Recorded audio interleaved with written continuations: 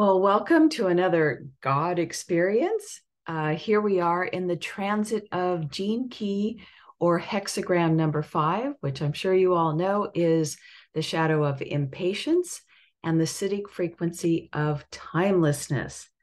And I think it started yesterday, December 3rd, and runs through the 9th. So it's a little longer transit.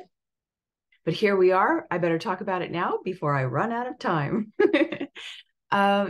So as you all know, the impatience or the shadow aspect is impatience, and it has everything to do with not trusting in the flow of the universe, and with the background, the biggest fear that there is no order to the universe, which then, creates the mindset in man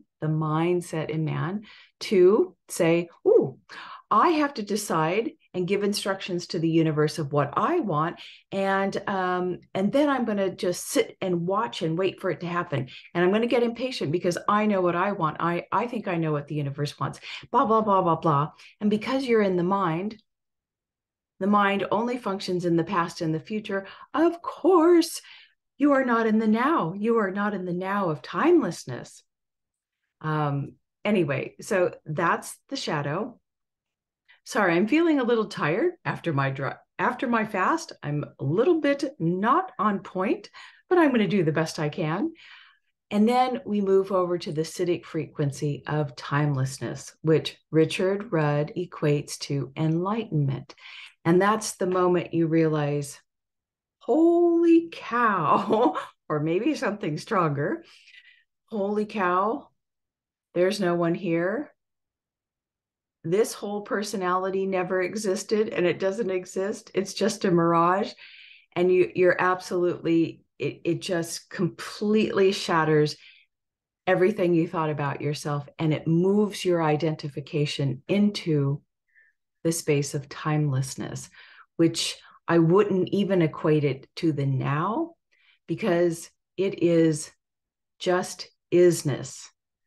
It is outside of time, so it can't even be in the now. Anyway, I love the fact that Richard writes in there in the Siddhic, in the Gene Keys book, that the more you bathe yourself in the Siddhic frequencies, each time you do that, you come closer and closer to timelessness or your enlightenment. So I hope you all are out there doing these little exercises, because this was the entire point of the God experiences, just bathing ourselves in these frequencies. So each time we do it, even if it's just for a minute or less, it activates something in us. It brings up a shadow, and we begin to heal, but we ever so slightly inch towards enlightenment. Let me see, what else do I want to say? Oh yeah, let's look at the Hebrew letters that make up timelessness. Let me share screen.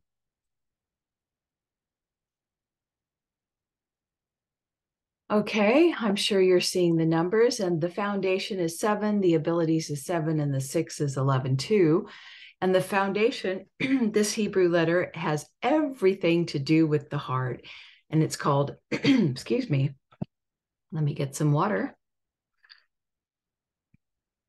And it's called the mediating consciousness, or the consciousness of the heart. And so if you are struggling with impatience, which comes completely out of the mind, then you know that you have got to drop into the heart. And I'll tell you about a particular heart space, but the heart and the shadows of your personality, the shadows of the ego, have to be integrated into the heart. This is the foundation. This is what sets you up for the path to enlightenment or timelessness. So we have to drop into the heart. And here, it's not about the physical heart. There is a little space. It's not even a space. But think about the moment just prior to your parents, the egg and the sperm meeting. And when the egg and the sperm meet, the first thing that starts forming are the cells of the heart. But it's the space just before that cataclysm. So it's a space that's generally, I can't say that word right now, found behind the heart, although it's not in this reality. But if you move your consciousness behind the heart, trying to discover that space just before your spark of consciousness was created, you will find the path of timelessness. I have found it one time and it sucks you into a black hole and you realize, oh, I'm in timelessness. You realize everything. It's a beautiful spot. So while absolutely in our physical realm, it means we have to be in the heart, integrate the shadows. It also means to be in timelessness, we have to live in that space of the heart. It's behind the heart, and it's a no space. Okay, you can find it. And of course, the abilities, once you can live from that heart, and actually we go to the space of the heart because then we can question ourselves. Who is the one who wants all this stuff, who wants to direct life, control life? Who is the one that has the impatience? And you find out, oh, this has nothing to do with me. None of these desires that I'm waiting impatiently for have anything to do with me. This is not what I want. This is a beautiful space to dive into, to rest into, and to question the things that you are waiting and wanting for in your life and striving for. You'll come to realize very quickly, it's not really what you want. It's something else. Anyway, so the abilities, once you can do that, then quite dichotomously or ironically, then the 7 is the most magnetic number of the Hebrew letter alphabet. So what does it do? It magnetizes everything you wanted in the first place to you. So there you go. And the success of working in the heart area is each time you go down in there, the 11 says, you keep bouncing up higher into a new perspective. You build a new level of reality until at one point, the top of the crown completely opens up and you step outside of any kind of structured reality and into timelessness. So let's do our little activation, our little meditation. I will keep it short. And yeah. So, and by the way, did anybody practice or do the invincibility? I would love to hear your experiences. And I think it would be a beautiful thing that we've gone from first of all, I really felt invincibility during my dry fast. I really felt completely invincible, and what a feeling that was. And now we're moving into timelessness. So we could say we're moving into the invincibility of timelessness, which I think is beautiful. Beautiful. We can link all these cities together and make a beautiful story out of them. Okay, so let's do our little quick activation. Excuse me. So just get in your relaxed and comfortable position. Take a deep breath. Yeah, let it all go. I'll try not to make this very long at all. Deep belly. Pause and release. Release all the tension in your body and just melt into this space around you. That's good. Hello, no one is available to take your call. Now that's hilarious. That's like a cosmic joke. The landline comes on. No, the universe is always available to answer your call. I hope you heard that. It was quite funny. Laughter is the best medicine. Okay, so the first thing we want to do is we can call upon our I am presence or monadic self. And we request a monadic sweep or an I am presence cleansing. So I call forth my monadic self, request a monadic sweep and axonal alignment. We're just clearing and priming our body, our subtle bodies, to receive this frequency. Good.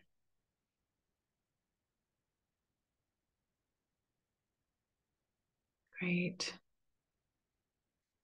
And now we use the word timelessness. We are in the realm of manifestation and concepts and structures. So we can use the word timelessness, which its foundation is in the heart. And we can imprint our body, our cellular fluids, our brain, and our energetic body with the word timelessness. Again, referring to the work of Dr. Emoto in imprinting water.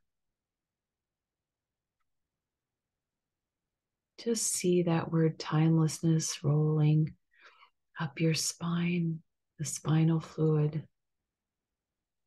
in your blood, in your cells, in the lymph fluid, and absolutely all the fluids in your brain, the cells in your brain. See that word imprinting. See that word imprinting in your heart, all the cells of your heart.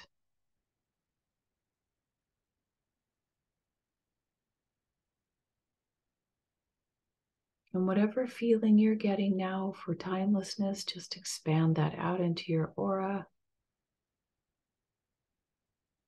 Timelessness into your mental body, emotional body.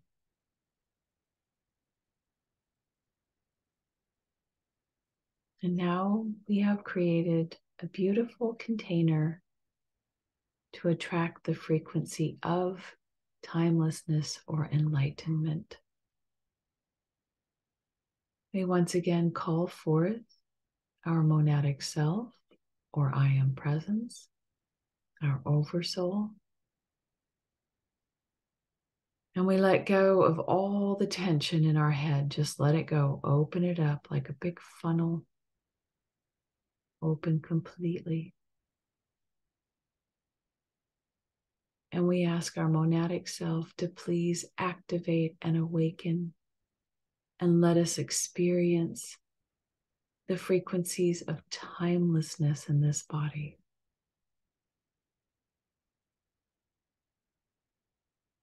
You can drop down into your body a little bit more. We call forth timelessness.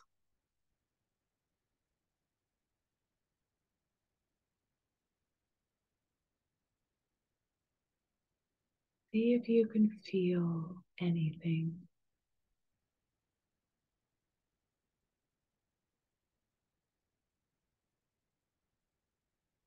Feel in your heart, behind your heart, a little bit higher than you think, behind the heart.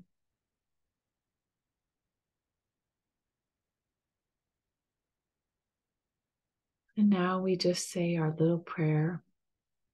We ask the universe, Mother Earth, the cosmos, divine source, to please allow me and everyone out there to be the grounding vessel for timelessness, to be the grounding vessel of my own enlightenment and of the world's enlightenment.